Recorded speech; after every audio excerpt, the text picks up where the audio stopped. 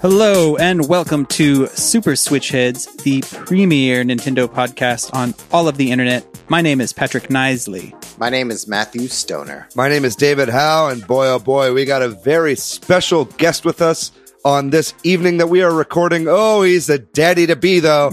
It is Lee Howson is on the show once again. Thank you so much, Lee, for coming on the show today. Thanks for having me. What a great intro. 3 times, guys. I'm at the 3-time club. 3-time Lee. 3-time club. Lee is here, even though he has a baby that is being expected just any minute. So if Lee is only here for the beginning of the show, then that's why, because the baby's coming. There's no active labor yet, but technically today was the due date. So we'll see. Yeah, it's exciting. Congratulations. Lee is here because he will never have freedom to do a show like this again. And he is here to talk about the modern console wars. The next generation of consoles is coming out. We're going to dive into sort of the different strategies that seem to be evolving, and discuss whether that's competition or complementary and that kind of a thing, from the different major console makers. And we have one sort of shout out. We wanted to shout out to Soda Bros Gaming. They hosted a Mario Kart race that we did with them. Like a tournament of sorts. David and I and several Switch Heads that have been guests and so on and so forth were on there. And while the Switch Heads may have lost, your brother David, your brother Justin won. Yeah, he was the overall winner of the night. I think everybody on the other side, on the Soda Bros Gaming side, were a bit resentful, and you know what? That's fair. But it was an absolute delight. Unfortunately, my sister tried to join, but there was like an electrical storm in DFW, and so there was a lot of connection issues. So Nintendo, if you're listening, please fix those so we can do a rematch, a proper rematch with Soda Bros Gaming without a CPU on our team.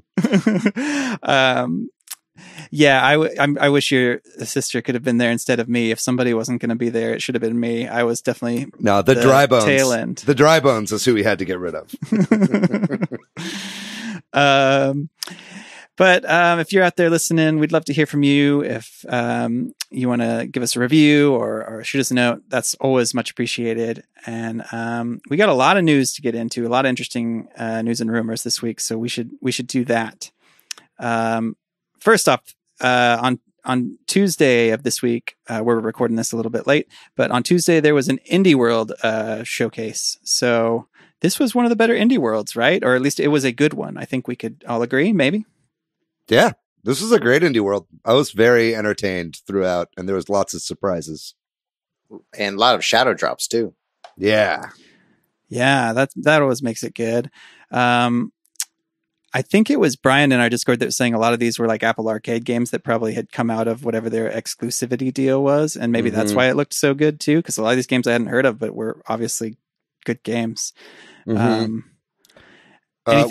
in particular anybody wants to mention or excited about? I was very excited to see Subnautica coming to the Switch. That's a game that had been heralded as kind of an a game that couldn't really be ported to the Switch because there's a lot going on in that game. And it looks like that game and the sequel are both coming to the Switch. So that's pretty exciting. Yeah. I'm excited about Spiritfarer, which I haven't started yet, but just was one of those shadow drops. And nice. Short Hike, because I love that game and I will probably pick it up on Switch to like have my wife play through it or something. Nice. And maybe play through it again with my kid. But what about you, Matt? Were you about to say something? Yes, I was. And that I was going to say is Hypnospace Outlaw. I love a good weird game, especially anything that focuses on the 1990s interwebs. That's kind of vaporwavy.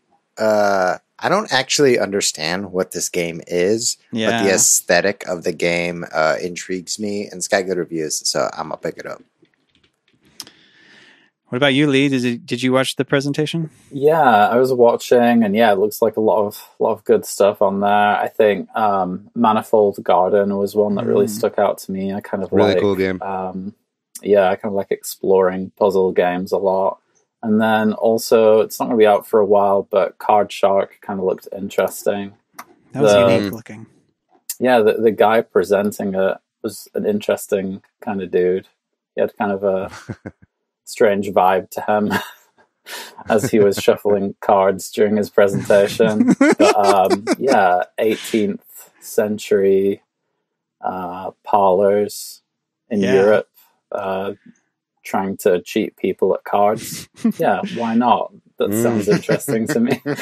It definitely made me feel like there's not enough good like thief cheating games, right? Like it kind of like, oh, that's a whole genre of games that could be like expanded on. Yeah, I was fascinated by the whole concept of that game. I thought it just I was like, I can't believe a game like this hasn't been made already. It just seems like such an obviously great idea for a game. I really like, you guys play the original Red Dead Redemption online with people when they had like an expansion where you could play poker and you could actually like cheat at cards. It was like an option, but like you could get caught doing it, I guess. Whereas that's like cool. the new Red Dead, you don't have an option to cheat, and I'm very sad about that because it was my favorite part of playing poker. Everybody's just way too politically correct these days. I do want to quickly shout out Hades, which opened the show. A couple Castlevania alums and a couple of people from Powerhouse Animation actually worked on the animation for that game. And nice. I thought it turned out really, really well. It was like a really hype way to start the show. And then Supergiant Games, they always do good stuff. And if you are interested in their catalog, all their games are like $2 on the Switch. So check out Bastion and Transistor if you're looking forward to Hades. And we, of course, have to mention the Untitled Goose Game expansion, free DLC, whatever it is that's coming in September, where at the very least it looks like there's co-op. Hopefully they add in a few more missions or something too to make it worth going back to for everybody that did everything already. But that's pretty cool. And that was a nice way to end that announcement. And unless there's anything else y'all want to talk about, moving on. One game a lot of people thought might be featured in this is Sports Story, because that was allegedly coming out this year for the Switch, but it has been delayed, unfortunately. But maybe that's fortunate, like I don't want anybody to be like working too hard at this time on things. That game will do well when it comes out. A lot of games are going to be delayed, I think, right? Yeah. And it's, I think that a lot of people too, I was listening to a lot of like Indie World predictions videos, like before this, and everybody was like saying like, oh, this is where we'll see Silk Song or we'll see Sports Story. But I don't think Nintendo likes to show games that they've already shown at these Indie World shows. I think for the most part, it's either brand new IPs or games that are kind of surprise ports to the Switch. So I was a little surprised not to see like Fall Guys, for instance, because I thought that would be like a perfect fit. But stuff like Sports Story or Silk Song, I think that we'll either see those in a regular direct or they'll just have a Twitter drop for those. Fair enough. And just mentioning delays, I just want to mention the game Deathloop got delayed, which I know is like a next gen game. And maybe we get into some of the stuff around that when we talk in our main topic, but, sure. Like it just makes you wonder like what games will be there at launch, or shortly after. But while we're talking about this Indie World, there's been a lot of rumors. We've been talking about it of an August Direct. It seems more and more likely. More and more sources are coming forward. Nate from Direct Feed Games has been all but saying it's like certainly happening on Reset Era and on his podcast. And featuring last guest that we had, Modern Vintage Gamer. Yes, that's right. And he's always on that podcast. And like Jeff Grubb was kind of suggesting it on his Twitter, and then King Zell all saying like August 28th is kind of the date we're seeing, or somewhere around there. So seems likely we'll get a direct around then. This is not only like something that's clearly being hinted at by a lot of people in the know, but this is also like historically what Nintendo's done, where they'll drop an Indie World and then soon after do a general direct or like a mini. I think they did that earlier this year. Maybe it was last year. I forget which. But yeah, I mean, there's it's got to come at some point, you know. So it would, you know, there's so much that they need to say, and so if it's going to happen at all, now seems like the best time. So very much looking forward to that for the rest of this month. David, do you think we'll get a Switch Pro? I mean, there's like fucking lots of rumors floating around about that. I mean, yeah, you know, Hot Girl Video 69 can't stop talking about it. I think she said on Twitter that Breath of the Wild 2 and Metroid Prime 4 will be for the new Nintendo hardware, whatever that means. Right. So it's like, you know, but I've also like kind of pumped the brakes on a little bit of the hype that when I read Tiffany Treadmore's tweets now, just because they're getting a little pie in the sky for me. But I mean, we'll see. I think now would be obviously a good time to do it, but we'll talk more about that in the actual show topic, because I think there's a lot to discuss there when it comes to like the console wars. And if you can't wait for that direct, or it's not real enough for you, there's definitely a Nintendo Direct happening in China related to Ring Fit Adventure on August 19th, which I guess is like will have already happened by the time this comes out. Like, so there you go. I guess they're pushing that game hard in China. Tencent kind of doing their own Chinese Direct thing there. I hope they're ready to make 1 billion copies. And then adding fuel to the fire of all these Direct rumors, there's a lot of interesting stuff that's been going on. We'll try to go through this relatively quickly because I'm not sure how much merit there is to some of this, but there was a trademark registered in July for The Legend of Zelda, and people are saying it's similar to a trademark that was registered for Mario, where it's sort of a more than just like one thing, like sort of a series of things, like kind of how Mario's been getting all these slew of things related to their 35th anniversary. Next year's the 35th anniversary of Zelda. So maybe they're planning some big Zelda thing similar to Mario's alleged thing that's still sort of unfolding. There's an Amazon leak allegedly of Skyward Sword for the Switch, and also a shady retailer also listed it in addition to that. And there's been an alleged retailer leak of Breath of the Wild sequel, like a collector's edition, or this. So like that's probably something that exists, or will exist. I think it's like a French retailer. Yeah, I mean the Skyward Sword leak came from Amazon France, who loves to leak Switch games beforehand. This is not the first, second, third, fourth, or fifth time that this has happened from Amazon France. They're the ones that leaked Overwatch stuff, right? I think so, yeah. Yeah, or it was like a case for the Switch that had like the Overwatch stuff on it. So this is, I mean, we've obviously been hearing rumblings about, lots of Zelda stuff, and Breath of the Wild 2 probably having a delay, a port coming out later this year would make a ton of sense. And I think Skyward Sword is like criminally underrated. I think not a lot of people actually played it.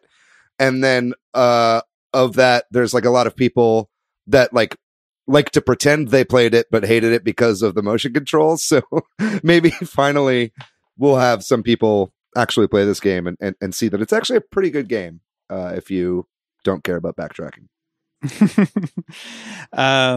And then Nintendo tweeted another image of Mario at the beach, which has fueled a bunch of speculation about the Mario games. But also, we have to point out that everybody's also talking about they removed Mario's nipples. Mario is nippleless. No nipples. I have a question. Did Mario have nipples in Odyssey? Yeah. I think so. He did. So they added them and then took them away. They took them away. Nintendo It's fucking bullshit, man. Okay, you're setting an unhealthy precedent for children who are going to look at themselves in the mirror and wish they could just erase their nipples, but that's not possible. My nipples are too huge. They exist. Well, maybe going forward, this is just Nintendo's thing, because I saw a screenshot of the new Mario and Sonic Olympics where Wario has no nipples and he stood next to Dr. Robotnik, who does have nipples. So there's a Sega Nintendo difference there of nips versus no nips. Okay, that's the modern console war right there. It's Sega's nipples versus Nintendo's no nipples. Fuck Xbox, fuck PlayStation. The nipple wars are in effect. Okay, let's get down to the nit gritty of this. So the nippy grippy, the nifty gritty of this. So if Mario doesn't have nipples, that means his chromosomes they start off as the main gender first before splitting. I don't think your science checks out. Oh there. no, I have no idea what the fuck I'm talking about. My question is, if we all know Dr. Robotnik has nipples, does Sonic have nipples? Sonic does not have nipples. He has a bare chest. We should be able to see them. If I'm going to pull up a he does. I'm going to Google shirtless Sonic. Yeah, good luck. Well, actually, you know what? Like, so with the games, with the circle that he has on his chest that's like flesh colored, I always thought that was his like bare belly. You know how like a lot of animals like have fur all over their body, but then they have a bare belly like dogs do. But then like the movie, he clearly has like flesh colored fur on his chest, so maybe his nipples are underneath that. So I'm very confused at this point. Well, I don't think this is worth talking about anymore. Fair enough. Yeah, we've had our time. The Mario commodity train keeps rolling. There are Mario Oreos out now too. I wanted to mention that real quickly. If you're looking for a good snack, that's a hot scoop, Patrick. Yeah, I'm just upset about these Mario Oreos. There's a great opportunity here. A great opportunity to call them something very specific. Morios?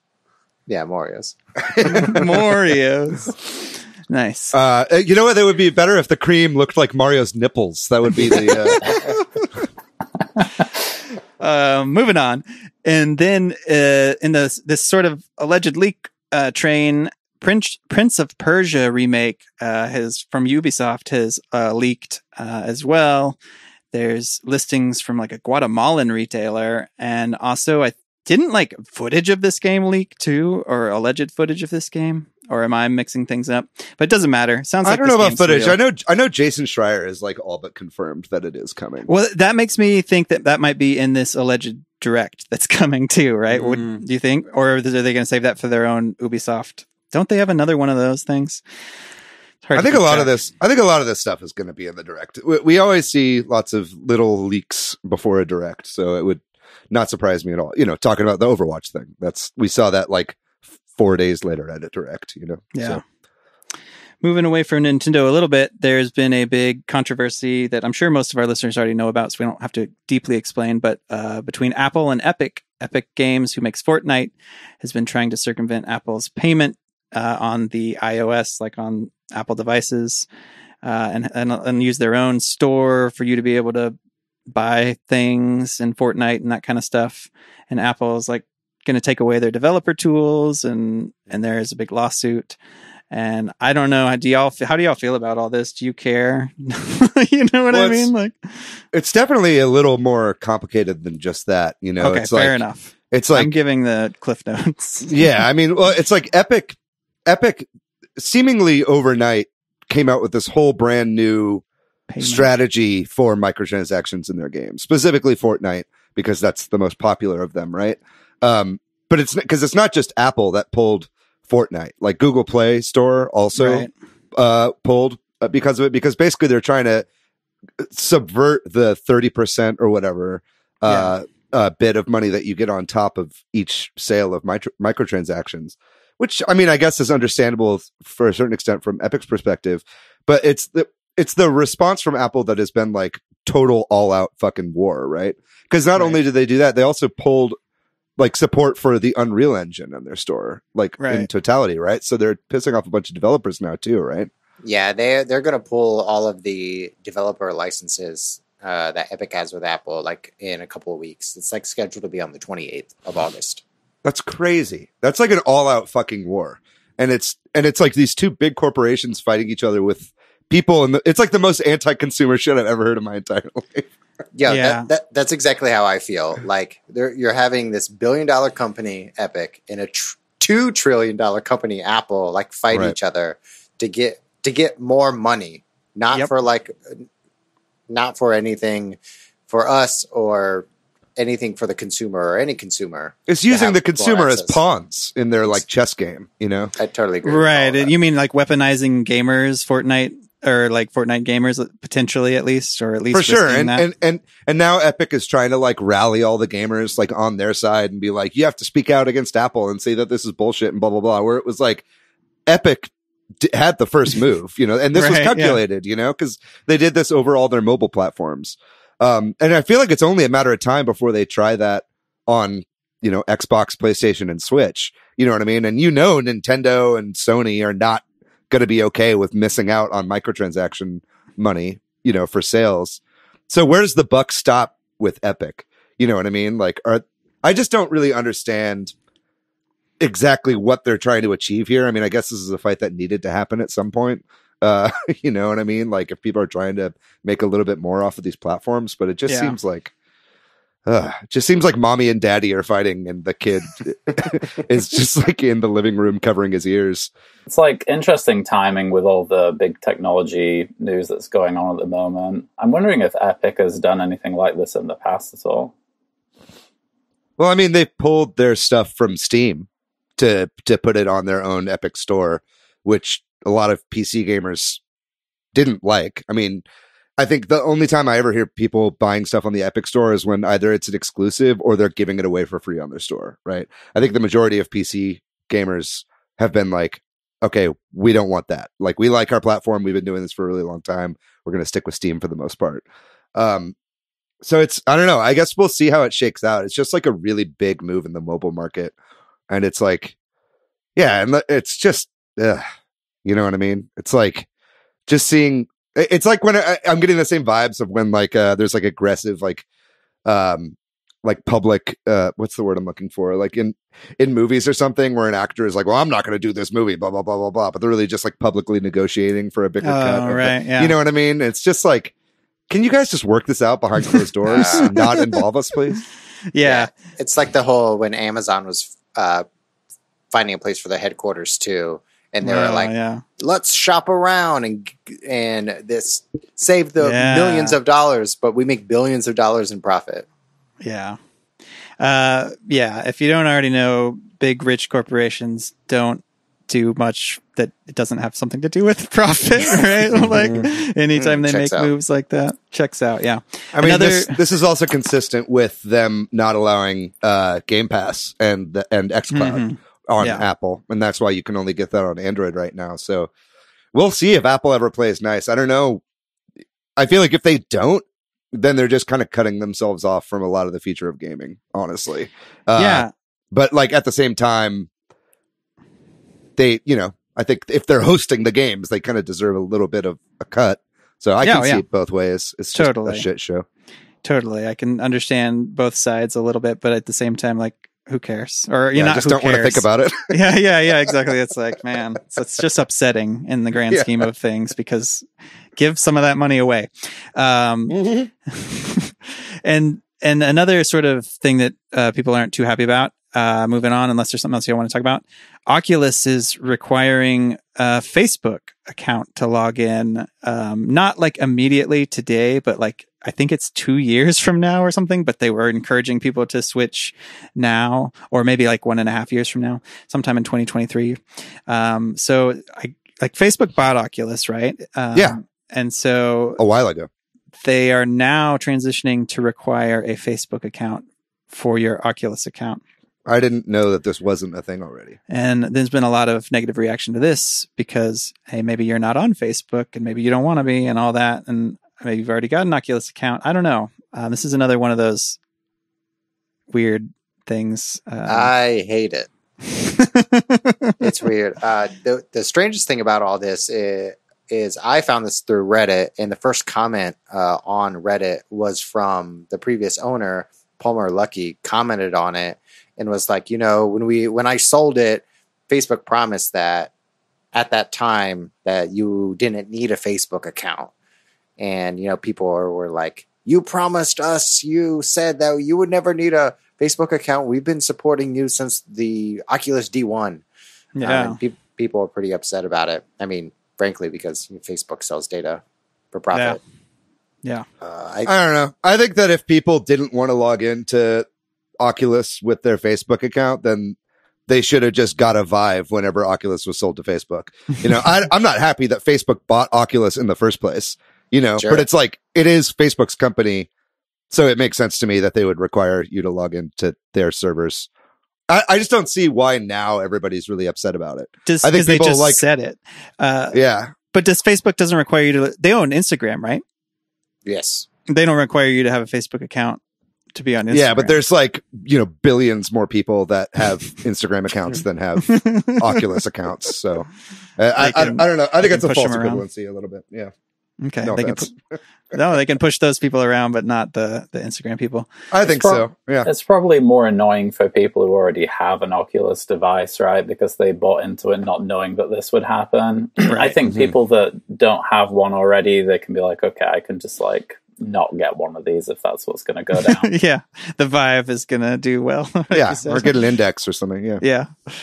And then I haven't watched this yet, but it's out now. The Netflix documentary, the video game documentary they just put out, High Score. It's like an episodic type documentary, if I understand correctly. Is that? I haven't really had time to dig into this. Have y'all watched any of it or heard about it at least? No, Not I yet. haven't. I watched half of one episode before we came on the podcast. And How is it? It's okay. Yeah, I mean, so far it's like talking about like old school, like Atari, like Okay. the first kind of like wave of gaming, or like home console gaming, and arcade games. Yeah, and it does an okay job. It's not my not the period in gaming that's most interesting to me. So I hope that they do some of the games that were in my childhood in the following episodes. Like, yeah, I'm sure we're going to talk about a lot of console war stuff through the age. Yeah. So I'll talk more about that when we come up. But yeah, that kind of thing is more interesting to me. But it seems well produced so far. Yeah. So it's like the toys that made us, but with games, basically. Mm-hmm. And I know there are some about Nintendo. There was some articles going around and stuff about how like there's stuff about the Star Fox developers in particular talking about being in Japan and Miyamoto smoking and stuff like that in their office or whatever. So yeah, maybe we'll have more to report on that once we have a chance to check it out more. I'll watch it after I watch Immigration Nation. I think that one's a little more pressing. More important. Yeah. And then last little fluff news here to lead us into the main topic is that Xbox's Phil Spencer was on an Animal Crossing talk show. So I guess there's people out there streaming talk shows via Animal Crossing New Horizons. Yeah, it's Gary Whitta's show, Animal Talking. There you go. And he had nice things to say about Nintendo on there, about, you know, their games and putting so much effort into their exclusive games and stuff. So that's cool to see. Xbox and Nintendo have been playing nice. And I think that kind of gives us a segue into our main topic, which is going to be all about the three major platforms right now and kind of where they're all headed and what their strategies are and that kind of stuff. And we'll dig into all that after this break.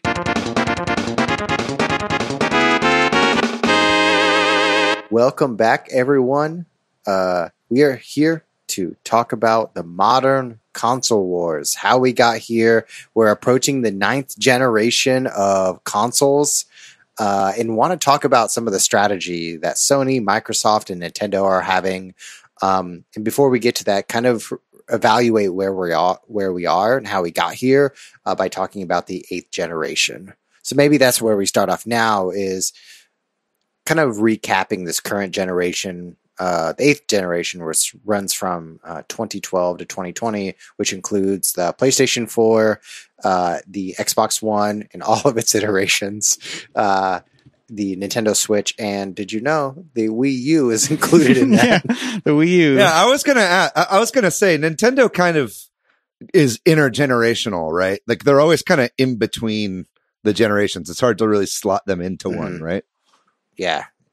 Yeah, definitely more recent years there. Right. Yeah, they don't quite line up with the Sony and Microsoft consoles. The Wii U was kind of close, right? Mm-hmm. Kind of. The Wii U came out like just before PS4 and Xbox One, correct? Yeah. Like a year. It's kind of like I feel like what Nintendo does now is like basically was started with like the Dreamcast. You know what I mean? How the Dreamcast was kind of in between like that generation, and that's kind of also part of the reason that it failed, I think. Right. But I mean, well, obviously the Switch is doing well, so it's not a problem for them now. But yeah, we should talk about it. Yeah. In this generation, there's lots of different standards that are now normal. The things that I think about are like, 4K and HDR are standard in some of the high-end consoles, PS4 and your Xbox One. That's to be expected. And then I think in my opinion, we saw a turn towards digital purchases more than physical purchases in this generation. Even though they were part of the last generation, I feel that, just at least anecdotally, that people are now making the choice to buy digital more than physical purchases. I would echo that. Like, I think I had one digital game on my Xbox 360, and that was it. You know what I mean? Mm-hmm. And then a lot more on all these.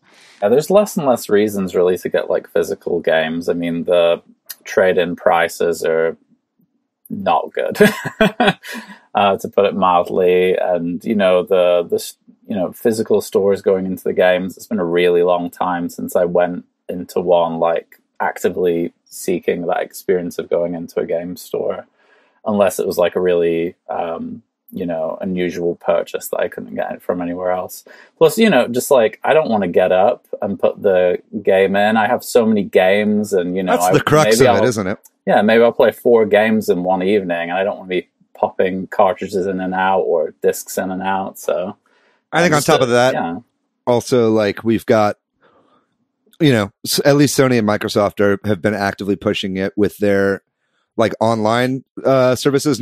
Game Pass notwithstanding, this last generation is where we saw the beginning of like games with gold and PlayStation Plus that were very much like, hey, as long as you're subscribed, you'll get licenses to play these games, right? And then obviously that's being expanded on greatly with Game Pass into its own whole kind of platform, which we'll get into in depth, I'm sure.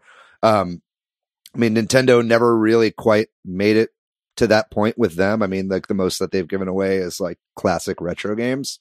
But I do expect that that's something that Nintendo will also do in the future. It definitely seems like the future of gaming. Which is a little scary, I guess, if you're like, concerned about games getting delisted, which is happening increasingly more all the time. Obviously like Scott Pilgrim, the video game from the Xbox 360 is a good example of that. Forza games get pulled because of licensing all the time. But yeah, for me personally, I started going digital only with the Vita, and I haven't looked back ever since then. It's been the way to go. I think there's a whole conversation there about digital games and digital rights ownership. And, yeah. So, yeah. Yeah, the delisting worries me too. I mean, but the convenience and like having everything on my console is like one of my favorite things about gaming at the moment. And the fact that like so many of these like indie developers that might not have the money for like a physical distribution can get all their stuff on there, then it's so easy to download these things now.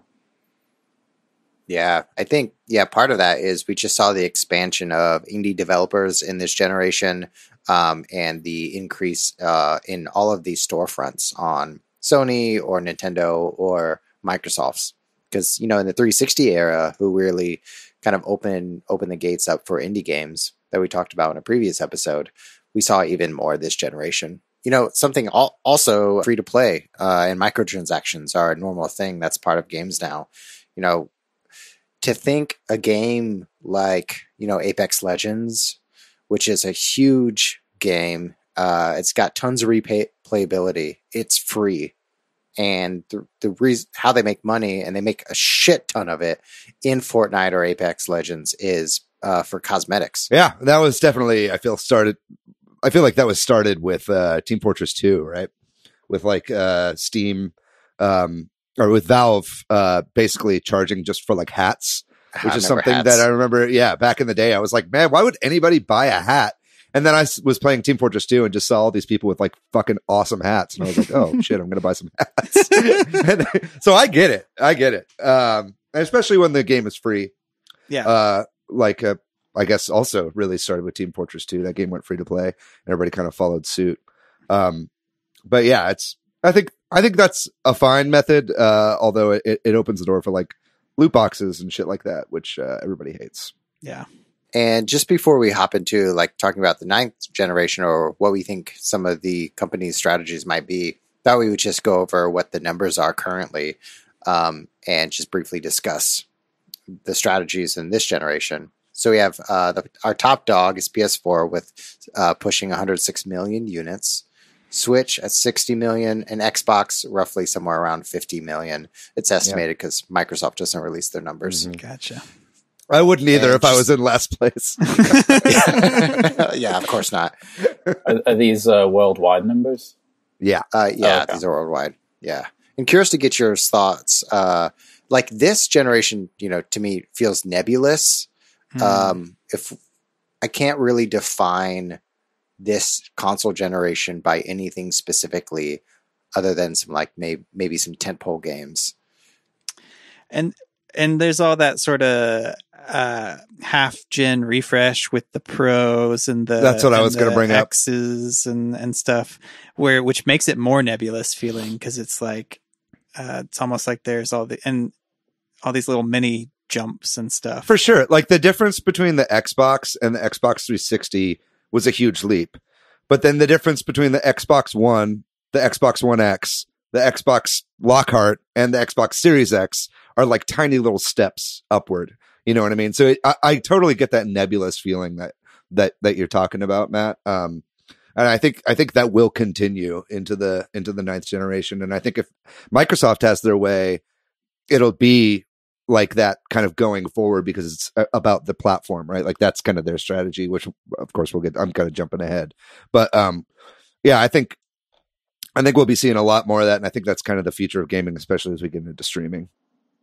Yeah, I mean, I'm used to being like blown away with like the leaps in every generation and previous generations, and to some degree, looking at the new Unreal Engine footage, that's kind of true of some of those examples that we've seen.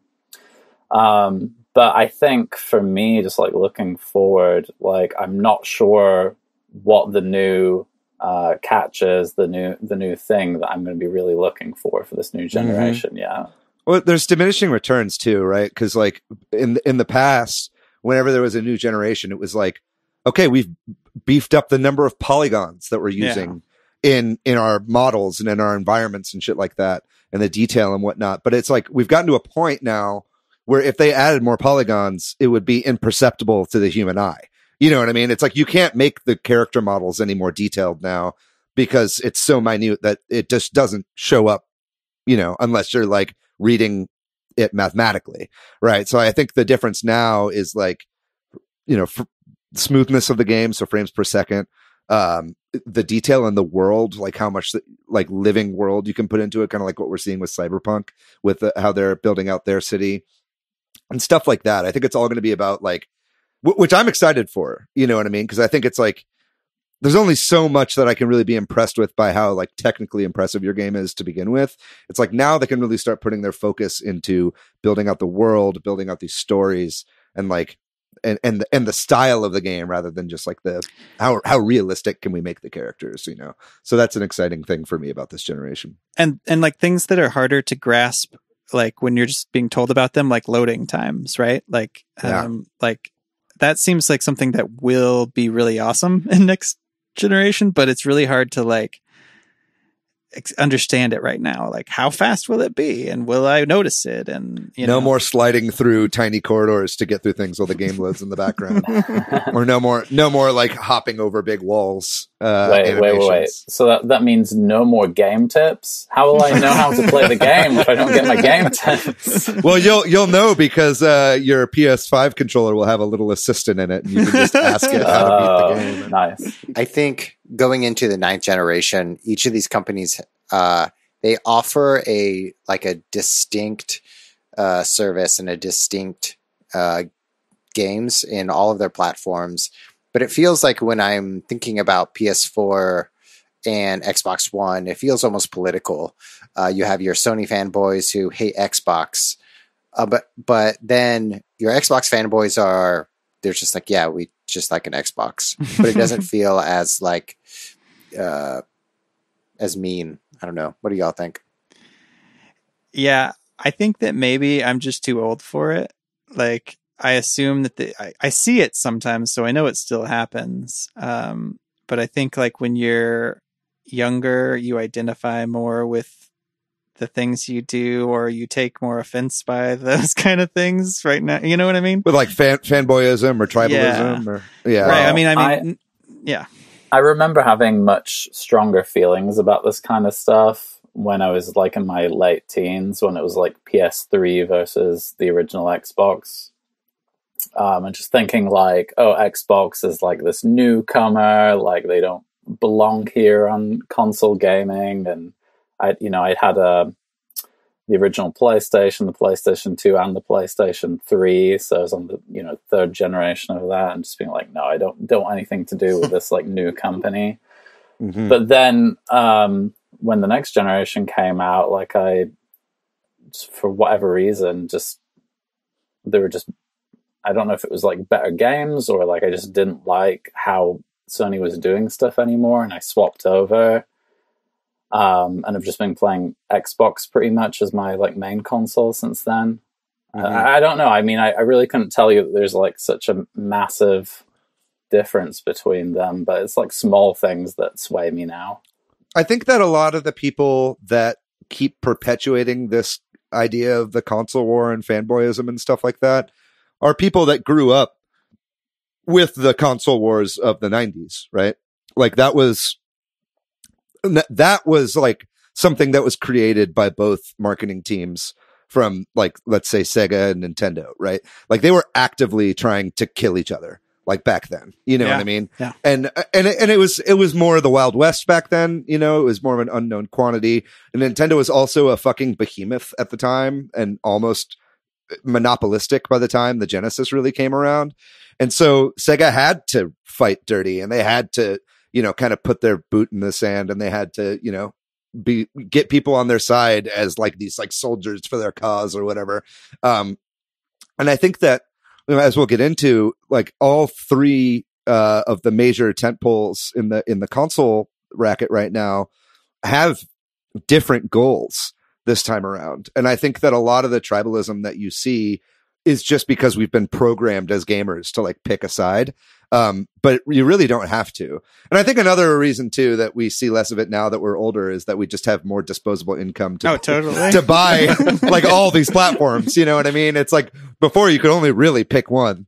You know what I mean? There were, not to say I didn't have an Xbox and a PS2, but it's like, at the time when you had to save up your allowance, it was like, all right, I'm going to buy one platform and games only for that platform because it's all I can afford. And so it's, I think some of that is going out the window, but it's not going to stop, especially with this launch. I think we'll be seeing quite a bit more like dirty tactics from Sony and Microsoft. But I think ultimately after that dust of that settles a little bit, hopefully all three can kind of like live in relative harmony. Do you guys think that Nintendo's pretty sheltered from the modern day console wars? As in, like, I personally like will always buy the Nintendo console regardless of what main when I say main console, I mean game console for like the AAA like high processing power requirement games, multi-platform systems, or online gaming, or that kind of thing. Well, maybe that sheds some light on their. We've been talking about the different strategies. Does that shed light on Nintendo's strategy a little bit, that you always want to get it, kind of like that they have their own little niche? What is it? Well, I mean, I think Phil Spencer said it in that Animal Talking episode. He said Nintendo has the best exclusives, and they always have. I mean, it's like, Sony has great exclusives too. Ghost of Tsushima is doing really well and was very, very highly rated. Obviously, Last of Us and Final Fantasy VII Remake and all that kind of stuff. Sony has great exclusives, but their games like can feel samey. And I think that even the Sony execs would agree with that. I think that Nintendo has just kind of nailed their first party exclusives since the beginning and have the IP that reach beyond borders. And not only that, like they're the only ones in the handheld market right now, other than mobile gaming. So it's like they've got, they were always killing it in mobile gaming. Even when the Wii U was floundering, the 3DS was thriving, and so now that they've combined both of those pillars, there's always going to be people buying Nintendo platforms regardless. And as long as they're priced lower than Xbox and PlayStation, people are going to buy it as a supplemental console where, they wouldn't necessarily buy a PlayStation 5 and an Xbox Series X. A lot more people are going to like have a Switch in addition to their big AAA, platform of choice. I mean, that's a good point of like, PS4 might, push 106 million units, and it has that many users, but how many of the percentage of those people own a Nintendo Switch 2? Right. Yeah. A Switch 2? Did we just leak? You heard it here first. Nintendo Switch 2. And maybe people used to have like one of the AAA game running consoles and like a DS or like a Game Boy or something like that in the past. But now the main Nintendo console is their handheld console. Yeah. So that helps for sure. Definitely. Yeah, it's paying off in dividends for Nintendo right now. I mean, not just because Animal Crossing came out this year is the Switch very popular this year. You know what I mean? Like, I think that Nintendo, I think even Furukawa said, like, going forward, we're going to stick with the hybrid format because it's fucking working really, really well for us right now. And it probably consolidates a lot of the teams as well and like their workflow and everything like that. They're less fractured internally, which probably streamlines everything and saves them a lot of money in the end. Well, something you said earlier, David, that I wanted to talk more about, which was like Sony's exclusives versus Nintendo's exclusives. Sony's exclusives feeling samey and all that. But I think it's also true that their target audience for their exclusives feels different. That Sony's target audience feels like adults. Even games like Ratchet and Clank feel geared towards adults, and are because of the ratings and stuff, right? Like, but and that's where Nintendo's found this niche too, is sort of like parents who maybe don't know much about video games are comfortable getting their kids a Nintendo because they know that, or think that there won't be as much violence and that kind of stuff.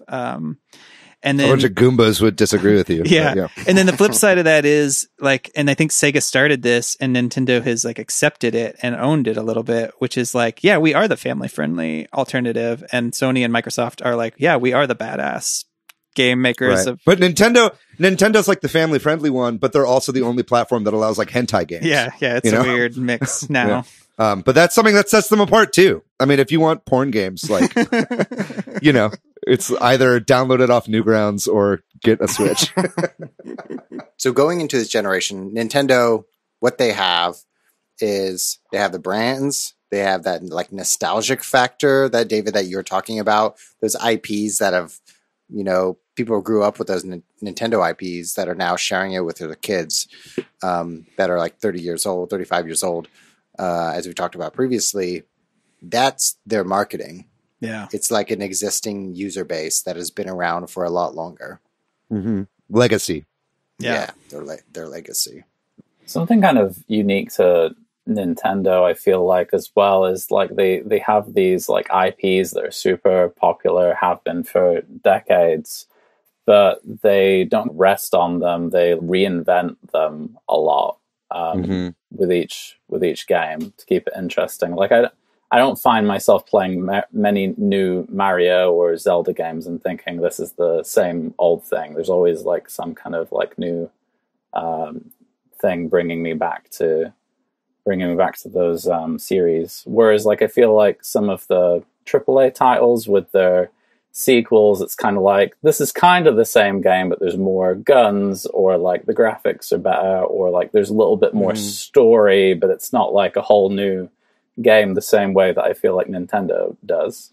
Sure. And there are exceptions to that too, obviously, like God of War for PS4, like the most recent one, like was, I feel like, a pretty big departure from the God of War formula, right? But you're right, Lee, in that it is more rare.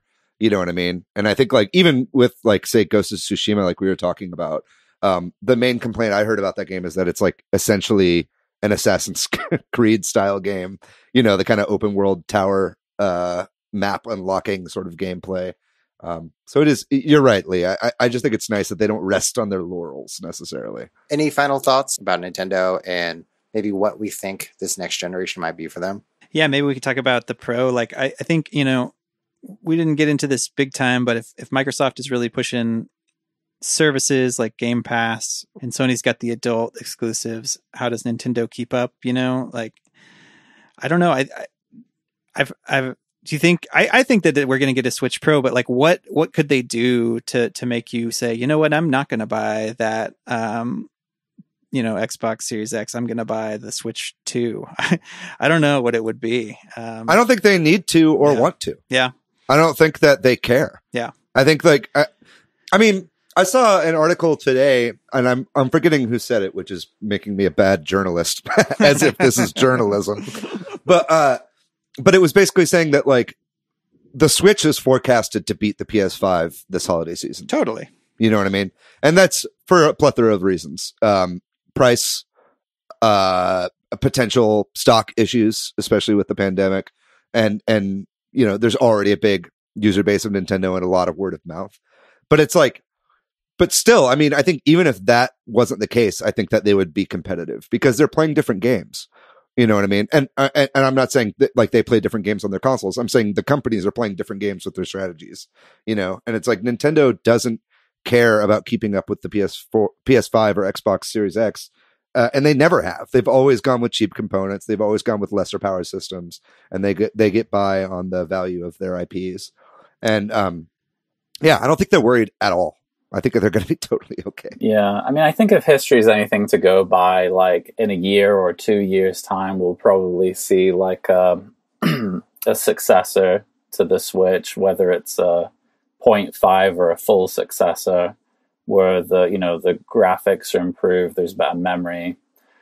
Yeah, I don't feel like they're really competing directly with the other two companies. They have their whole other thing, and people that I talk to, it's like they don't pick it over other consoles. It just complements the console that they maybe use for other titles.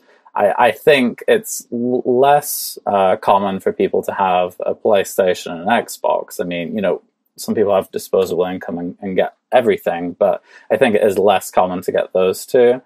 If Nintendo really wanted to compete with Sony and Microsoft, I feel like, well, they have the exclusive element of that, so they're not really competing with Sony, in my opinion. I mean, other people might think differently, but really, I guess it's then the services and the online element. And one thing that we know Nintendo doesn't do particularly well historically and currently is the online element. I think getting that right in the future would be the focus if I was in the position of making decisions for Nintendo. Yeah, that makes sense.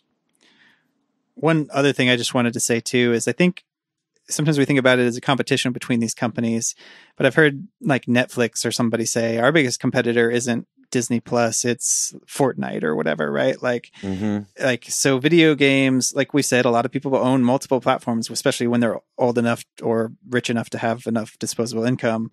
Like, so I think in some sense, like a rising tide lifts all boats. Like if they're all, especially if they're all taking these different strategies that can appeal to different people and can appeal to everybody. So you're like, well, I want an Xbox for this and this for that, so I hope that it's that way. At least that's sort of my hope for things.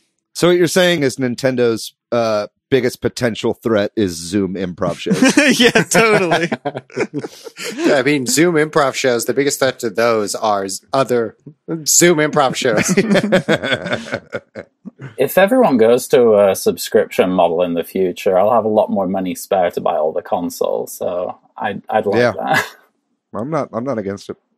Well, that's a good segue into talking about Microsoft and what they're kind of doing. As David, as you alluded to, and Patrick, and everyone has said, everyone is, I think, going into this ninth generation is kind of doing their own thing.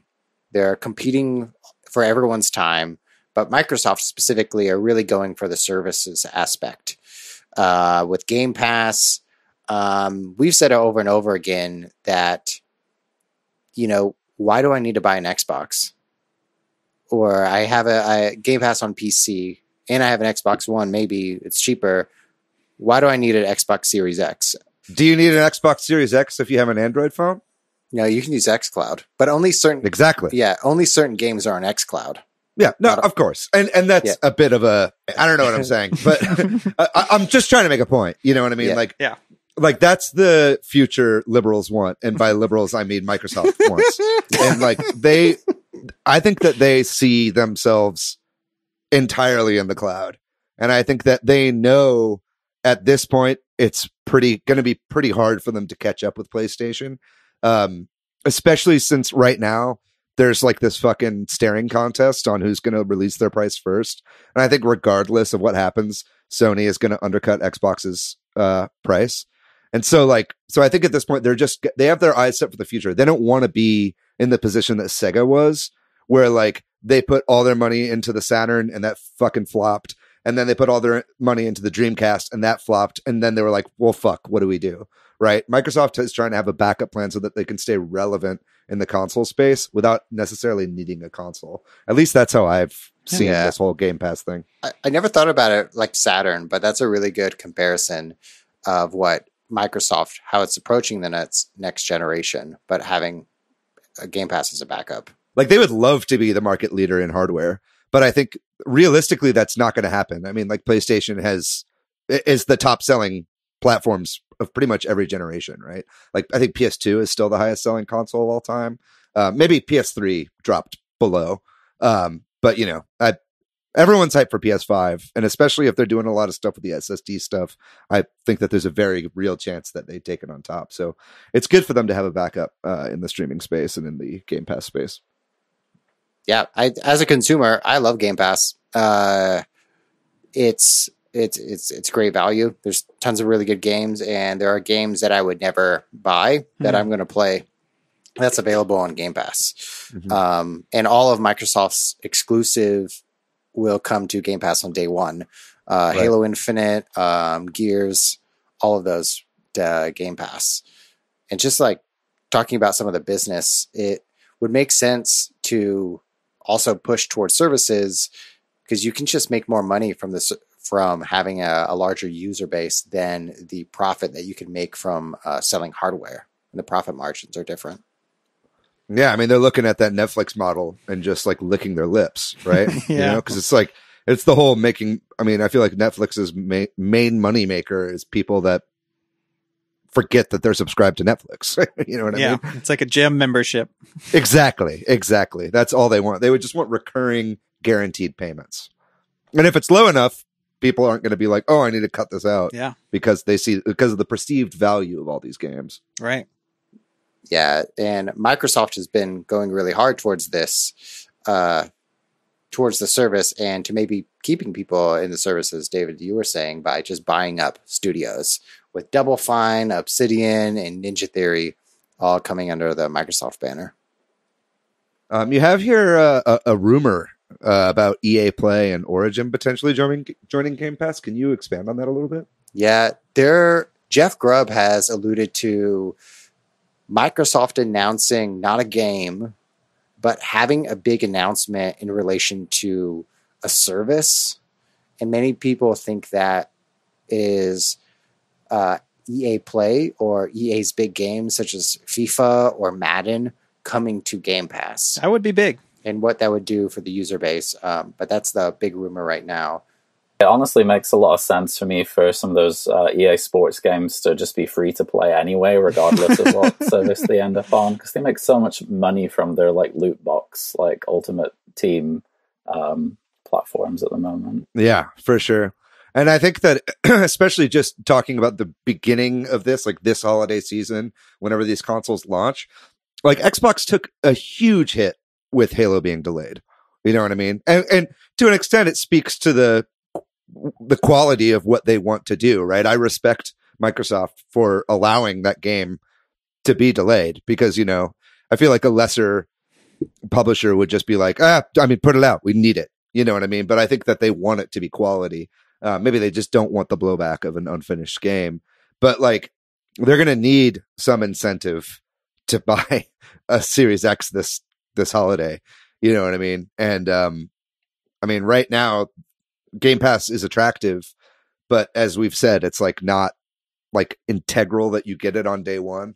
But if they snatch up some of these games, the games that like people don't even the games that non-gamers play, you know what I mean? Like your EA Sports games, that could be pretty huge. And I hope that happens, honestly. Well, and I'd just love to see more of that stuff within that ecosystem. With like Deathloop being delayed too, obviously Deathloop may not be like the equivalent to Halo Infinite, but it's a PlayStation timed exclusive. Don't y'all have to wonder if maybe a lot of stuff's about to get delayed? You know what I mean? Like, are they going to delay this whole thing? Like, is that ridiculous? Do you think there's a chance of that? Do you think that they're so proud that they would delay them instead of announcing their prices? That's kind of what I'm wondering. Like, yeah. Do you delay it and not even announce a price? That would be pretty interesting. Yeah. I think that's why they haven't announced prices. And obviously because of the same reason you said, like if one of them announces it, the other one's going to try to undercut it. But maybe the other one is like, if they're not announcing their price, let's not do it. And if we have a chance, if they delay, let's delay, you know. Microsoft doesn't seem ready to launch this year. You know what I mean? Like they just don't. I think that they've got a lot of stuff on their back end that they still need to figure out. If Sony came out and was like, we're delaying, Microsoft would be like, tight, awesome, we're coming out in March. You know what I mean?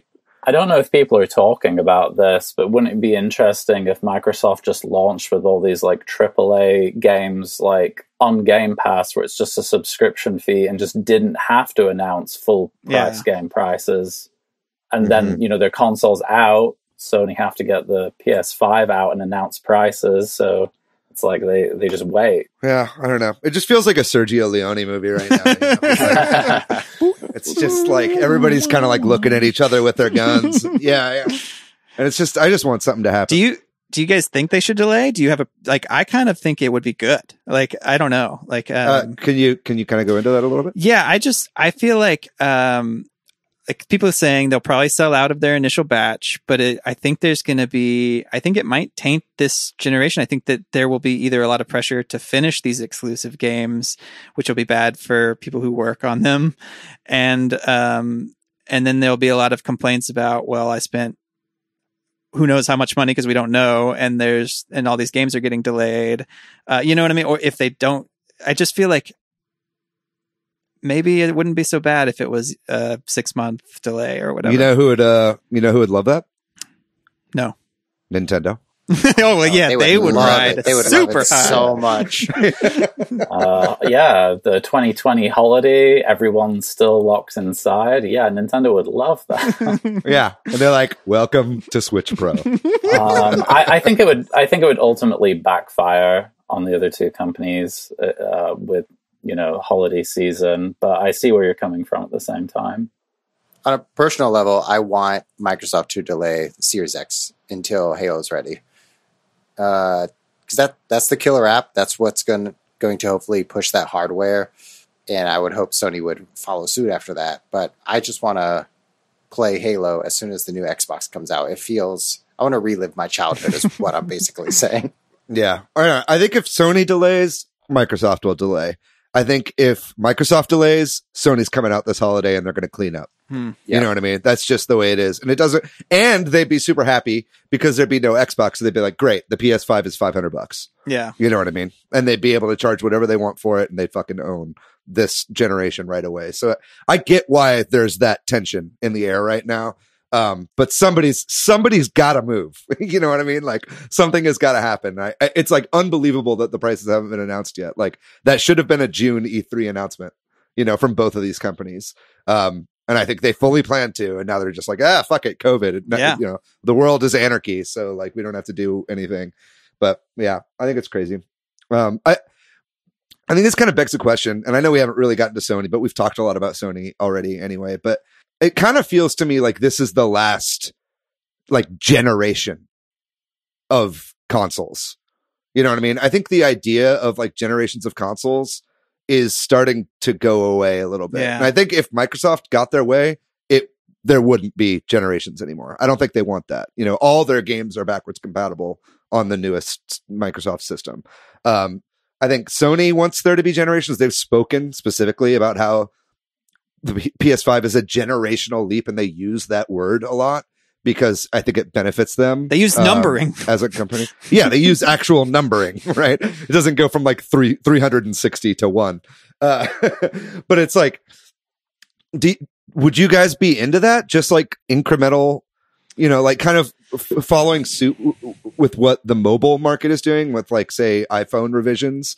Those don't feel like, oh, it's a new generation of iPhone. It just feels like, oh, this iPhone has a little bit more features than the last one, Well, and I think the previous generation, we talked about maybe the console iterations ending, but it does feel like a bit more real now that we're coming towards this generation with cloud. Cloud games becoming like a real thing that actually work, whereas I think, back on when at the beginning of this generation, it didn't seem like it was a realistic thing. Now it seems like way more realistic. Are you thinking like kind of a thing where everyone just has a service and it doesn't matter like what device, like a phone, a tablet, like whatever, a TV, and then or like, like PS4 to PS4 Pro. Yeah, there's always into a Pro style incremental change from there, and then another Pro style incremental change, and just like little and little and little. And then it's like, you get PlayStation and you get a Nintendo and you get Xbox, you know what I mean? And it's like, and it's just kind of the platforms, and everything goes back in time and you can play whatever. I mean, I think that is like where we're heading eventually. Yeah, I do wonder, like, David, you just got me thinking of, like, if we have those iterations, I think we're going to see, this is speculation, we're going to see the opposite of maybe from a PS4 to a PS4 Pro, where we have like an Xbox Series X that is really powerful, but if everything's moving to the cloud, maybe we have iterations to where that only play cloud gaming, and they're like smaller, more compact, they're like $75, $100 that include the service. So we see an opposite aspect of not hardware with more specs, but a hardware with more less specs that is cheaper, that only is for cloud gaming. I mean, it's a matter of time. It's, internet speeds are getting ubiquitous and better everywhere. You know what I mean? And I think that, I guarantee you 4 years into the Xbox Series X generation, they're going to put out like a Roku box, that just runs xCloud. You know what I mean? That's what they want, They're spending less on hardware at that point too. You know what I mean? It's something cheap that you can get lots of return on really, really easily. I mean, and eventually I feel like, xCloud will be built into smart TVs and shit like that. You know what I mean? So it's like, yeah, I just think maybe that's what the singularity is when there are no more consoles. Yeah, it's a step in that direction. I mean, not everyone has like super high speed internet yet, so I guess having those consoles as an option makes sense. But I think we're going to see kind of like how with Xbox they have like several different versions of the console. I think we'll see even more versions, and like you said, one possibly that just does the xCloud. That makes sense to me. Although I really hope Nintendo doesn't just become like a streaming box, because I just like Nintendo's like whole console design stuff, and just to lose like the quirkiness of Nintendo and their weird peripherals. I know to some people they can kind of be like fiddly and annoying, and you have too many of them, and maybe some of them only work for one game that you own in your whole library. But I kind of like that about Nintendo a little bit. Yeah. Yeah, regardless of what Xbox and PlayStation do, Nintendo will always do their own thing. Yeah, they'll probably continue with that even if they don't have a platform. They'll sell you a weird stick thing to play a game with. And then PlayStation's going to try to really push PSVR, and like no one's going to buy it. And then Nintendo will do VR and everyone will buy it. And then PlayStation will never make VR ever again. Just like their foray into handheld. So I'm really considering like what I want to buy between Sony and Microsoft at the moment. And it is really just like kind of Game Pass versus PSVR. And in my head, I'm wondering like, is PSVR popular enough that it's not just going to stop after like a year or two? Because like I really loved the Kinects on Xbox, and unfortunately after buying one, within a year all the functionality just dropped out of like every game, out of the interface, and it was just a paperweight at that point. Yeah, I think it's inevitable, honestly. I mean, especially if they keep pushing out like experiences rather than games. Like that's still where VR is, I think, throttled. That's what VR is throttled by, is the fact that it's still a small user base. So they can't really put in the budgets that they need to make full featured games. So we get all these like little experiments or these little experiences or whatever, but that's not what gamers want. So it's kind of this catch-22 with VR. And once we get past that hump, then maybe we can see PlayStation kind of like get a better foothold in there and really start to put more money into it. But I think PC and Oculus need to lead the way on that. There need to be changes made there before we start to see that ripple effect happen into the console market. I definitely agree. And kind of taking that to talk about Sony and some of their strategy is, Lee and David, you guys talked about VR, but I think Sony, in my opinion, is the most divisive amongst all of these because they're approaching a strategy of exclusives, using their money and their user base to kind of buy up some really strange exclusives that, in my opinion, is like very anti-consumer. Mm-hmm. Yeah, so it's anti-consumer because those weren't theirs to begin with. So it's like, Nintendo puts out Mario only on Nintendo, and that's fine because they've owned it. But Sony puts out like I don't know what I had one in my head and now I can't think of it. Spider-Man, maybe? Yeah, it wasn't that, but like Final Fantasy VII, right? Like the remake, right. Like they put that out, but they aren't Square, right? Like, so is that kind of the idea, like that they're throwing their big Sony money around, and that's upsetting? I think so. It's like they're going around, and the rumor is that they're going to spend $750,000 on Grand Theft Auto 6, and then even more $1 million on these other exclusives that can only come to PlayStation consoles. So that could be,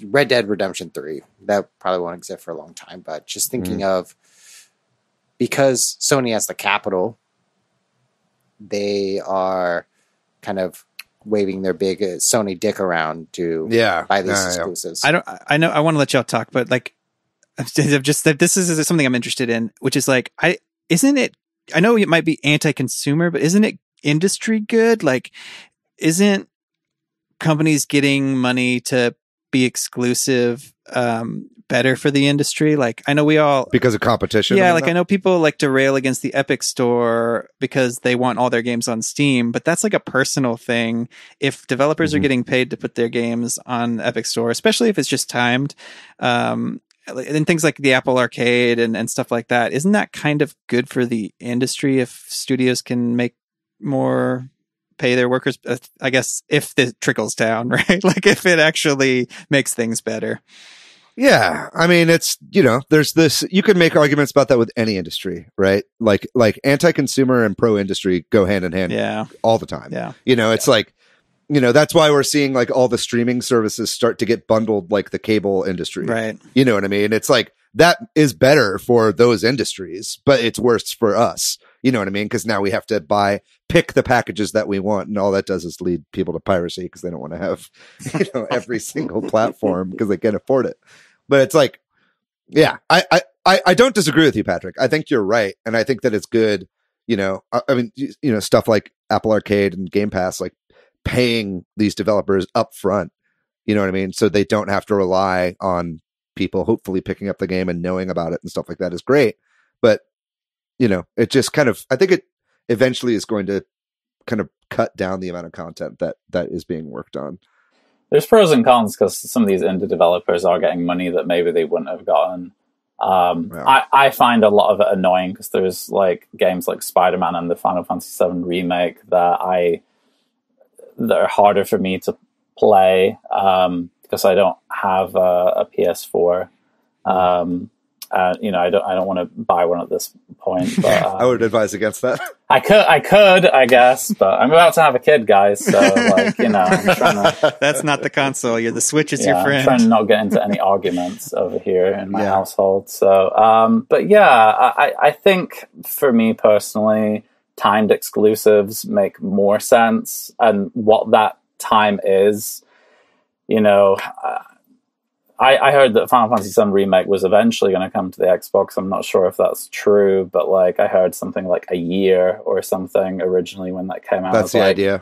I was like, that seems like a really long time to me, but okay, if that's beneficial for both parties. But I think like lifetime exclusivity, unless it's something that's like specifically a Sony Studios game, I'm not a fan of. Any other final thoughts about Sony, Microsoft, or Nintendo and their strategy coming into this 9th generation? I'm going to keep buying Nintendo. Yeah. Yeah. I think one thing's certain. I think that, I think that we might go into this generation, in air quotes there, as with no winner, right? Like, I think that the 8th generation, I think Sony was the winner there, right? The previous generation, Xbox and Microsoft were the winner. Like, if you look at where the majority of people were playing their online games, I think this time it's just not possible to really crown a console wars victor this time around. I think, and it's because they have all these different strategies and they have different goals that they're trying to achieve. You know what I mean? If Xbox gets X number of Game Pass subscribers, they're going to be happy. You know what I mean? They don't need to have the most consoles sold on the market for them to make the money that they need, right? And Nintendo is going to be fine. You know what I mean? And even if Nintendo takes a huge hit, you know what I mean? Say their next console's a flop, which would follow patterns of history, right? Like, they would be fine. Like, Nintendo could not sell anything, for 20 years and still be okay, and then come out with a great hit, and then they would be totally fine and on top again. And then obviously, Sony, they want to sell their hardware and they want their exclusives. And as long as all three do those things, like, they're all going to win. You know what I mean? And I think that is good for us as gamers. You know what I mean? Because we can pick and choose and not have to worry about like, oh, if I don't throw my money behind this like one certain thing, I'm not going to get the games that I want. You know what I mean? I think very interested to see where this, how this comes out, because these companies will use the idea of a console war like against each other in part of their marketing. Like, that's going to continue to happen. But I really don't think that there will be a victor this time around. I think that it's less a console war and more like a console kerfuffle. Yeah. And I think, to that point, traditionally we measure who's on top, the top dog by console sales. But this upcoming generation, there are different measures this time. It's not just about console sales, it's about subscribers. Mm-hmm. And exclusive sales maybe, or something, exclusives. Right? Yeah. And software sales and Mario merch, yeah, or Nintendo coming out with a good online experience. Mm-hmm. Then they'll win forever. But there's one big wild card that we haven't been talking about, and that's Stadia. No, I'm just kidding. It's in television. Yeah, I agree with Matthew totally. That it's going to be really interesting trying to figure out what metric we even use. Because you're right, it's totally different strategies. Mm-hmm. Yeah. So, well, we'll see how it goes, but I think the future looks like pretty bright for gaming. I think that it feels like the industry is like kind of finally maturing a little bit, which is why, like, the other day when we were complaining about the Avengers thing, like, I think that's why we were complaining so much, because it feels like we've got cross-platform play now, which is something I never thought would happen. Everybody's got their different things that they're trying to do, and as long as everybody's like doing those things and sticking to those goals, I think the industry is finally maturing, and we're getting to a place where, like, we're getting to the golden age of like the video game industry, like the 70s of like cinema. I feel like we're getting into right now with video games. You know what I mean? And so I think that's a good thing. And I'm excited. And I'm going to keep fucking buying Nintendo consoles. Yeah. That's a perfect way to end this discussion. So we'll take a quick break and then we'll talk about what we've been playing. Hey, you've done a great job hosting this second segment, Matt. Yeah.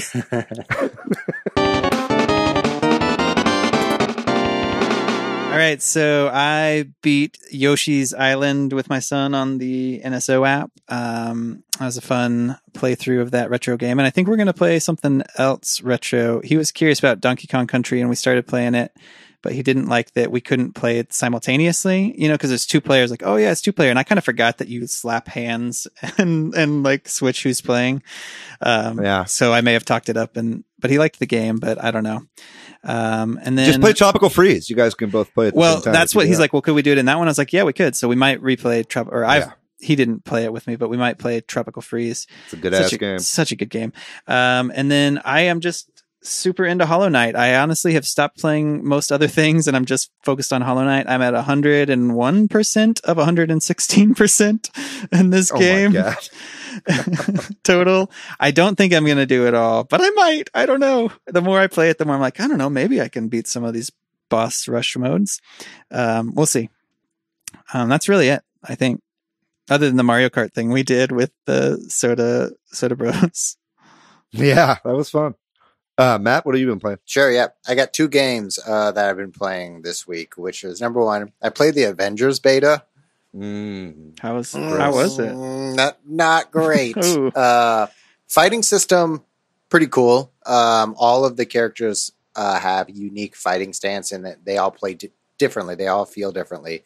What scares me the most is the menu system feels like a mobile game with like long menu skill trees and nickel and diming of costumes and skills and the currency that you can get in the game. I think you can probably spend real money to buy more of that currency, to spend it on costumes or spend it on skills. It just makes me feel like a AAA mobile game. It's weird, and I totally get why there's a backlash. So we'll see. Second one that I've been playing is Microsoft Flight Simulator. Let's fucking go! I am bad at that game. What, Matt? You're not a real pilot? No, 0%. It doesn't work. No, it's not like Pilot Wings at all. I've crashed every time. I've destroyed my plane every time I've taken off. I haven't landed anything. I don't know how to pull up my landing gear. I know how to put the throttle forward and back and point my nose upward or downward. And I've crashed into Frostbank in downtown Austin while trying to look at it. But it's kind of incredible. Yeah. Besides it being really hard to play, you can have the AI take control. You can like set a departure and an arrival place, and it will fly there for you and take off and land for you. That's you can awesome. just enjoy the view. And it's just crazy how it sort of maps the whole world. And the way that it does it with procedurally generated buildings is. I don't really have a machine that can play that game right now. But I've been watching a lot of like streamers play it, and yeah, man, it's like a technical feat I've just always wanted a game where the whole world is mapped that kind of uses that data to create a game. And it looks really, really great. I'm glad you're enjoying it, even if you're terrible. Yeah. Are you playing on easy mode, or are you like I didn't know what any of these modes meant. I'm in medium mode. Oh, dude, do easy. Okay. Yeah, medium is for like people that have actually flown a plane before. That's not. And then hard is like for training for flying. Like easy is for the casual flyer. Yeah. This makes so much sense. Yeah. I will say it's also it's a very funny game because some of the buildings, Lee, you were talking about this before the podcast recording, is I like flew by where I grew up in Ohio, and they do a great job, mapping out some of the buildings in my, 25,000 people population. But like, I know there's an Arby's at one place, and it's a house. Oh, okay. It's just a house, and in buildings that look like houses, Flight Simulator just makes those buildings houses. Yeah, it's kind of like if you didn't know any better, if you didn't know the area, it would look like perfect. But if you know anything about like what that specific building's supposed to look like, it's just weird. Yeah, like in London, they have Buckingham Palace as a giant office block. And then there's a big and then there's a big fountain that's like right outside of it. Instead of the fountain, there's like some kind of tent surrounded by houses, like it's a little village hamlet that shouldn't be there. It's just London from the 1400s. Yeah, exactly. But with David. an office block. David, what have you been playing? So yeah, I beat Paper Mario: The Origami King this past week. If you haven't listened to it yet, Patrick and I did a spoiler discussion of the game, which we've heard from some of our listeners that they didn't even play the game and they found it entertaining. So if you'd like our full, yeah. So if you'd like our full thoughts on Paper Mario, check out that episode. It's in our podcast feed. But other than that, I've been playing 2 games. I played the Panzer Dragoon remake for Switch. I bought that on a sale a little bit ago and finally had a chance to play it. It's very fun. I'm a big like Star Fox 64 fan. So I love these kinds of games, these kind of on-rail shooters. It's kind of like a over-the-shoulder shoot 'em up. You know what I mean? It's like really what those kinds of games are.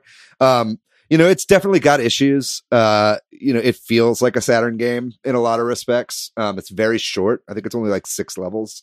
But those games are made to be replayed. I mean, even Star Fox 64 is a very short game that you're supposed to play over and over again to get like a better high score. But I found the game to be very fun. I really enjoyed it. This is my first time playing the series. So as an introduction to the series, I thought it played really well and I was happy with it. I still don't know if it's necessarily worth the price, even at a discounted price. I'd maybe wait until it's under $10 to pick it up. But how much is it right now? Well, it retails for 20. I think I picked it up when it was like 13.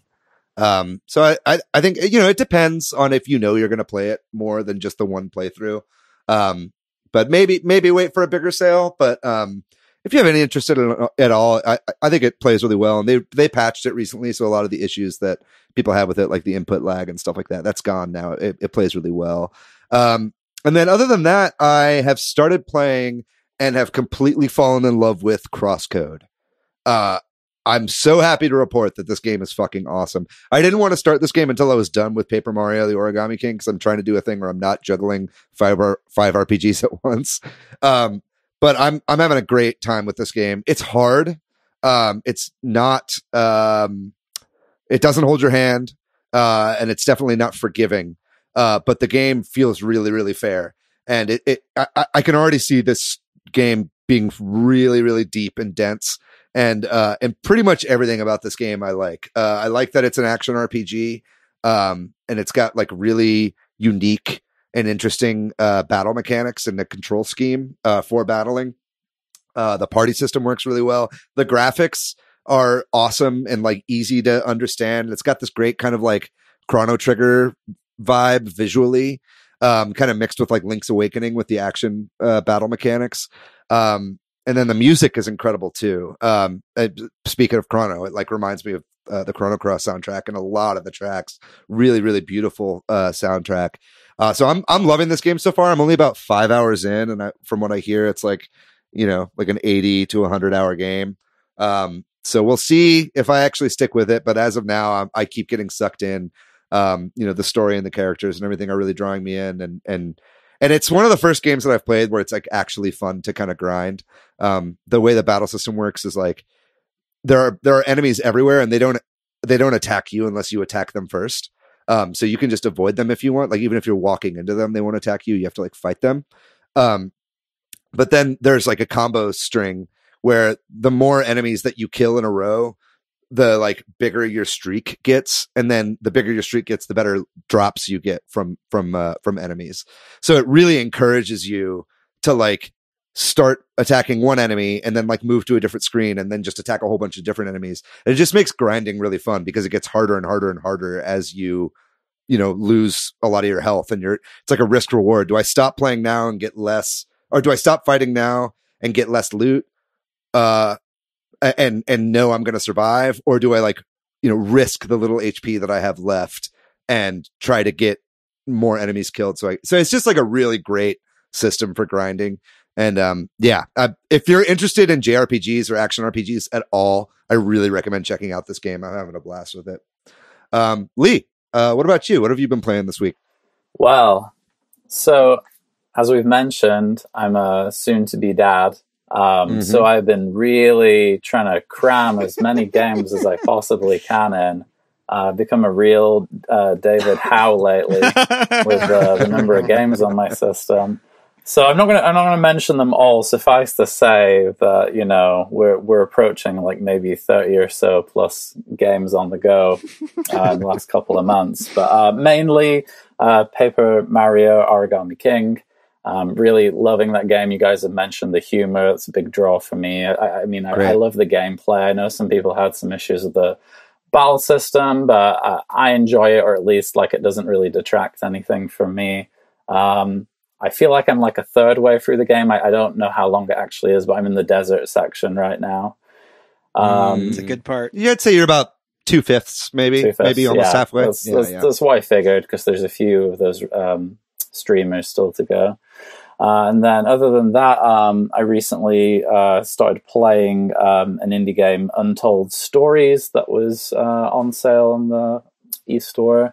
That is a collection of, I guess it's kind of like, well, I mean, the best way to describe it is that it's a lot of text game kind of stuff, but there's also, you know, like a set, like computers that are blinking and buttons blinking that you can click, as well as doing the text inputs. It's kind of interesting how it does it, how it implements the text stuff into the overall narrative of the game, and switching back and forth between that. And then I'm just getting towards the final chapter that incorporates the previous 3 chapters, which didn't seem like super related, other than they have like creepy themes and this text input thing happening into like, one like final mishmash of all those things and like coming together as one story. So that's been pretty interesting. I'm looking forward to playing the last chapter of that in the next couple of days. This game looks crazy. Like it sort of has like an 80s vibe. Like an 80s aesthetic with like a synthwave soundtrack. Like if you're a fan of like synth stuff, like it has a big Stranger themes, like that kind of like ominous, like horror, but kind of like Steven Spielberg-y kind of horror, you know, not like extreme horror, but it's like very, very 80s.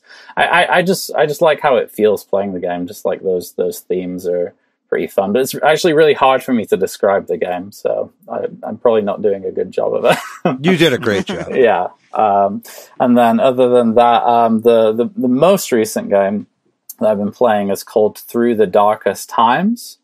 And I've been playing kind of a lot of social commentary games lately. Like I was also playing Not Tonight, which is kind of like the Brexit, what would happen, like this dystopian, the UK game. But Through the Darkest Times is a game where you kind of play through being a citizen in Germany through the rise of the Nazi Party, the war, and then finally the end of the war, and like building a resistance group. So there's like kind of strategy and management aspects of the game, but there's like a lot of these like narrative parts. There's set pieces that happen on most playthroughs, but then there's just kind of like a lot of random stuff, and it's interesting. It's kind of like, how would you deal with these? And in our heads we're kind of like, oh yeah, I would be the hero, I would stand up to all this stuff. But what this game does, at least in the more difficult mode, there's 2 ways of playing it. There's a mode where you get permadeath. Like if the group disbands, that's it, it's over. You can't go back to your save and try again, or like if you get killed, you can't try again. And then there's an easier version where if that happens, you can go back and keep going. On the version where like it just ends and you have to go back to the beginning, you kind of almost are forced to be like, like it's not to the same level as obviously in real life, but you're thinking like, this could be the end for me here, the end of the line, and I don't want that to happen. Like I have to be really careful who of my neighbors I stand up for, like who I engage with, and like how how risky do I do things? Do I help a little bit by giving money to people, or do I help in big ways by like sabotaging things? And like, does that affect my neighbors? Because like, if I sabotage like a aircraft defense unit, does that mean the allies are going to bomb my house and potentially hurt the people around me? That sounds super fascinating, the way they've made, you know, the moral choices difficult. I like that. I mean, I don't like that we live in a world like that, but I like that they've done that. Yeah. And obviously there are kind of elements of like the rise to power that like kind of hit close to home as well. So that was kind of interesting playing through that. Awesome. Wow, that's a heavy game. That sounds cool though. Yeah, sorry to end it on something so heavy, but I do think it's like a great game. It just came out recently for Switch. It's worth playing, is what I'm saying. And a bunch of paper Goombas. Yeah. Well, that probably does it then for the show. Thanks, Lee. Thanks for coming on. Congratulations in advance. Yeah. What does your baby have a name yet? You guys know what you're going to call it? Yeah, we have a name. We're not going to announce it publicly. Fair enough. But, sounds good. We can't break that story? Come on, man. Sorry. It's Super Switch Headz. And at Switch Headz on Twitter. Well, thanks, Lee. Thanks, Corduroy, for doing our music. Sorry, Chris McKeever, we did not play Disney Zoom Zoom Festival. If you want to find me, Patrick, online, I am PDYX. I'm at Matthew on Twitter, MATHYOU. I'm pretty much everywhere at Monolith Fiji. And what about you, Lee? Where can people find you? You can find me on the Switch Headz Discord channel as Lee the Brit. Very good. Very good. It's a nice plug. Yeah, as Lee said, please join our Discord group. We'll have a link for it in the description of this video. Also, we have a Facebook group, which is always popping off. We'll have links for all that stuff in there. If you'd like to find us on social, we are at Super Switch Headz on Facebook and Instagram, and we are at Switch Headz on Twitter. Ladies and gentlemen, thank you so much for listening to this episode on the modern console wars. I thought that was a great discussion. I think we could talk about that all fucking day. But be sure to tune in next week. We're going to have a great episode for you then as well. So until then, please remember to wash your hands, keep wearing a mask, keep fighting the good fight. We love you very much. We'll see you next week. Bye-bye.